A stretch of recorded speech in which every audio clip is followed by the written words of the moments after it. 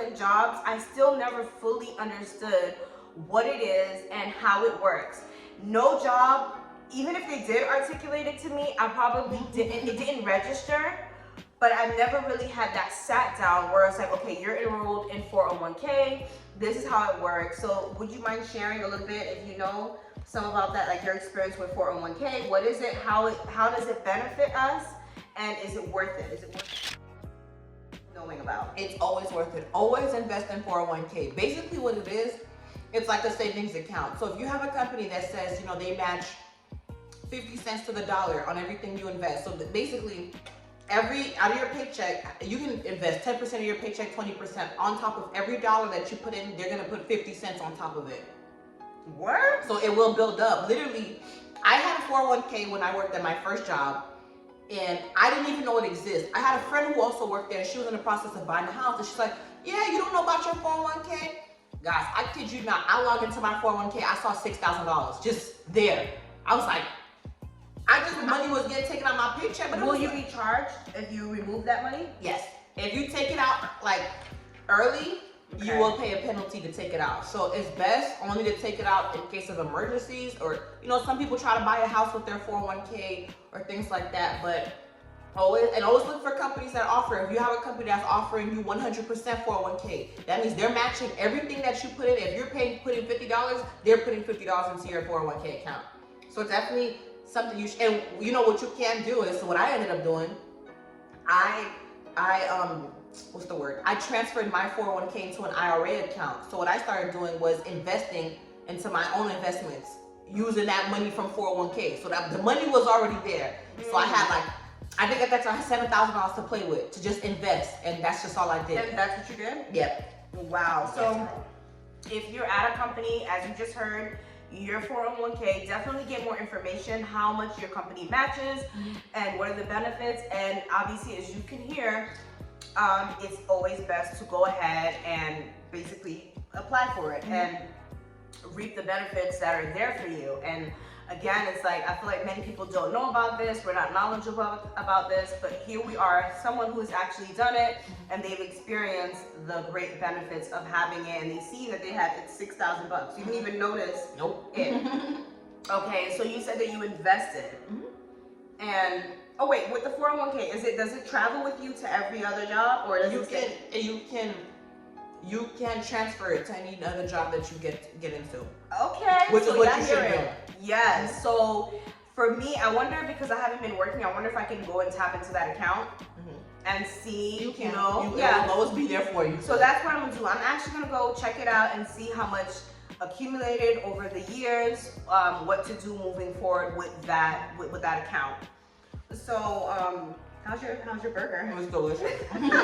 Mine is so good. I don't know what they put in this Chick-fil-A, but it is so good. Crack, I'm telling you, they put crack in there. Delicious. And it got here quick. Very quick. So I always order the spicy deluxe with pepper jack cheese with a Chick-fil-A sauce inside. I didn't get fries, I was trying to be healthy, but I got a milkshake instead. Yeah. For me, after having something spicy, you get that milkshake, and it's just all perfect. So how was your experience with investments, which is something that I really, really want to get involved in, but I just always feel like I'm not knowledgeable enough. Like, you know, how did you get involved with investments? How did you hear which company to invest in, and how was your experience? I mean, I literally had a friend, a coworker, and he kept telling me about the investments. But again, I was scared. I didn't want to put my money into something. But then I had the 401k account. So he was just literally telling me, he walked me through the whole process and told me, wow, you know, the stocks that are doing well. Amazon was doing really well. Tesla was doing really well at the time. So I bought a couple of shares of those. And then, you know, you have situations where the stocks will split. So how much, if you bought 2 shares of a Tesla stock and it splits, so you're now reaping the benefits of like 4 shares. So how does that work? Is that when the stock market goes up or down, or is that just random? You ask too much. All I know is they'll split sometimes, and then I get more money. More benefits. What? Okay. So again, people out here was buying PS stocks for their boyfriend. You could have easily bought a Tesla stock and made more money on it. Wow. People out here buying their red bottoms. Oh, no, I don't shame. If you can afford it, do what makes you happy. But if you can make more money, that's what you should be doing. What's your financial goal? I mean, my financial goal is to be a homeowner at one point. I will be trying to go conventional, which when you put 20, when you're going for conventional, your mortgage is lower, but you put 20% down. So right now, I'm in the process of trying to save $30,000. I am more than halfway there. I'll tell you that. Just a couple things, a couple little things. Wait a minute, backtrack. You are more than halfway there. So you're not just saying, oh yeah, I'm buying a home. You're sitting on what's going to actually produce that home. Absolutely. Because you've made the decisions. I feel like a lot of times in our community, we'll casually say, yeah, I'm buying a home, but it's like, okay, what are you doing? Are you cutting back? Are you scaling back? Are you being more disciplined? Are you learning more about stocks? Or are you taking financial risk that's actually going to benefit you? Or are you taking financial risk that's going to just put you in a deeper hole? Like a lot of things that us as women and within our community that we spend money on. So you say that you're halfway, more than halfway towards your goal of buying a home. That is amazing. Buying yourself. So you're not going to do owning a condo or anything like that. You want to go for a home. What kind of home are you looking for? Single family home. I'm not dealing with HOA. So single family home. Half of the down payment for her home, which is $30,000. So you're sitting on more than $15,000 and you were able to save. Now this is not an exact number, so don't be trying to hit up my business. Don't be her business, and y'all not gonna be able to find her. Y'all know I'm queen of the goals, okay? So, but she is just really sharing this information for us to benefit and for us to learn and for us to just be more financially astute. I went to school for accounting and didn't learn not one of this. I learned the business side of it, like the business side of money, like okay, where money goes and here and there. But as for personal accounting, personal budgeting, none of that. So your 3-year goals, and you said you saved more living at home with your mom. I would say I saved more. When you're living at home, take advantage of that. When you're at your parents' house, save. I only, and I know people have this dream. I'm 18, I'm at the house, I'm grown. I didn't move out until, well, that's another story, but I moved out 3 times. I didn't move out home like recently, my last time until I was 26, and I only moved out because I needed to be closer to my job. All right. Where I live with my parents, my job was literally almost 2 hours away. Saying that you saved the most when you were living home. A lot of young people are still living at home, if that's you, or older people.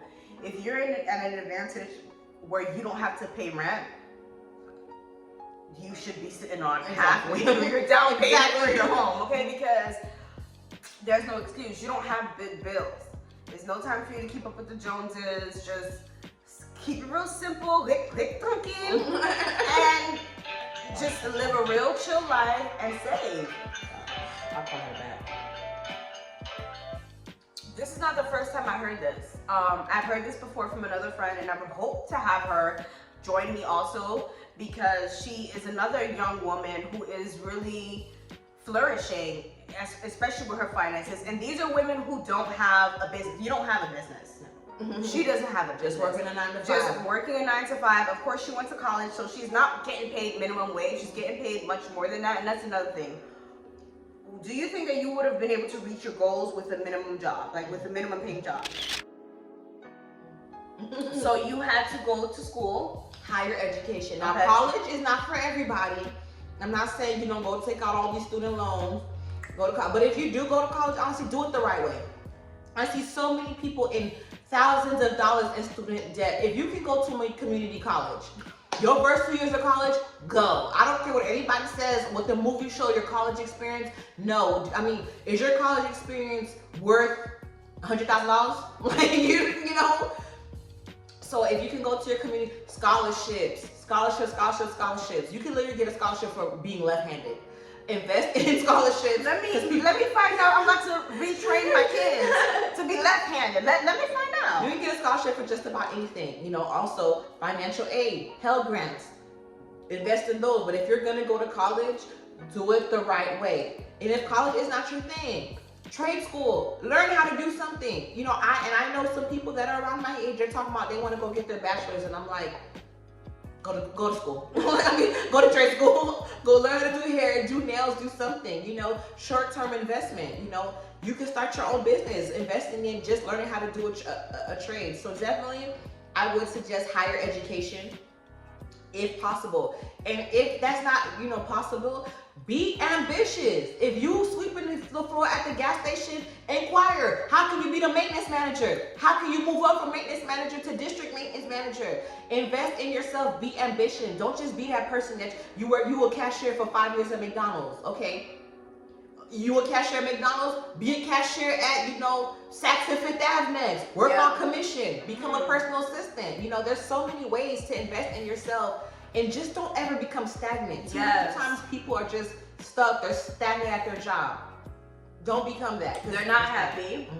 They've gotten comfortable with the regular pay. So you're saying that it's, for me, I will kind of share on that. I feel like it's obviously it's possible to do that with a minimum wage, but it's a lot harder. Like, it'll take you much more time than if you were to have more income. More income equals more saving. It just equals everything. Just it will be more full. So you're saying that you having the jobs that you've had with the pay that you were receiving, you were able to save this amount of money. Definitely, and especially if you're living at your, you know, and I'll be honest, my first job out of college, I was making about $52K a year. And I was living with my parents, not paying any bills. I mean, I pay like an electric bill, but $52K a year. A lot of adults with families are not making that amount. So do you attest that to college, or was that just you, your personality, you going out there and you wanting that job? I would say, I mean, this was a job that was offered to me while I was in college. I was in an executive development program, but there were many people that I worked at the stores that they didn't go to college, they just worked hard. They worked their way up. And I would say an advantage of having a college degree, you are a little bit more versatile. You know, if I don't want to stay in this, I graduated in a degree of business management. So if I didn't want to stay in this side of business, okay, I didn't want to be in the stores of business. I wanted to be in the back end of business. So then I started going to the corporate side. So based on my experience being in the stores, I was able to transfer that, you know, back in the scenes, being in the corporate side of it. Wow, that's amazing. But I definitely think, honestly, if you have a goal, where there's a will, there's a way. You know, whatever you're doing, and I mentioned before, a second stream of income. If you're working, you know, a cashier job at Walmart, but you have a side business doing hair, you know, and you're starting to flourish, it may get to the point where you don't have to wear that, you don't have to be in that cashier job anymore. At that point, you can start working at a salon. Always just never be stagnant where you're at. Never just be comfortable, especially when you're unhappy. Yeah, that was me. Like, I would always, after about a year or two, I would always get that itch. Like, okay, I want more. I want more. I'm tired of doing the same thing. I want to do something different. I want to elevate. Even if it may not be more paid, but I want to learn a new skill. I want to do something else that's going to take me to the next level. Because, you know, as you guys know, I have children, and I've always wanted more. But I can't get enough of this video, y'all. Like, as for me personally, like, I'm learning so much from you, Chelsea, and I'm really proud of you. I'm glad that you made it. It's only about a grace. But what about praying? What about God? Oh, of course. God can help you. Glory to God. Praise the Lord. But yeah, so keep the faith. Yes, definitely keep the faith. Lots of prayer, lots of hard work, and like she said, she was ambitious. So right now, we are gonna end the video right now. I really don't want to, but I have to go. Like I said, like I'm learning so much. I hope that this was beneficial to some of you ladies out there, some of you men. You know, jot down some of the information. I want to have a series on my channel where more people who I know personally, that's not just talking the talk, but really walking the walk. And she was my first guest, so I'm really glad that you made it here, Chelsea. I'm thinking about doing a part 2 because this information is really vital, and I'm going to have other guest speakers kind of share information on finances. This is the Boss Up. This is the financial portion of Boss Up. We could do the makeup, we could do the hair, and we could look the part of bossing up. But what that bank account looking like? What's that credit score? What that credit score do? Can you go in and get property? Can you really go speak to a bank and really get the loan that you are desiring? No, you can't. Not with the credit scores that I had, you know? And so I'm building and working, and these are the conversations. These are the conversations that I would like to have more of. These are the conversations that are fruitful. These are the conversations that actually do something. other BS, like, it's just BS. This is really something that will really change your life, and I'm hoping that it can, and it does. So yeah, if you like this kind of content, definitely like, comment, and share. Share this with the high school student. Share this with the student that just got out of college.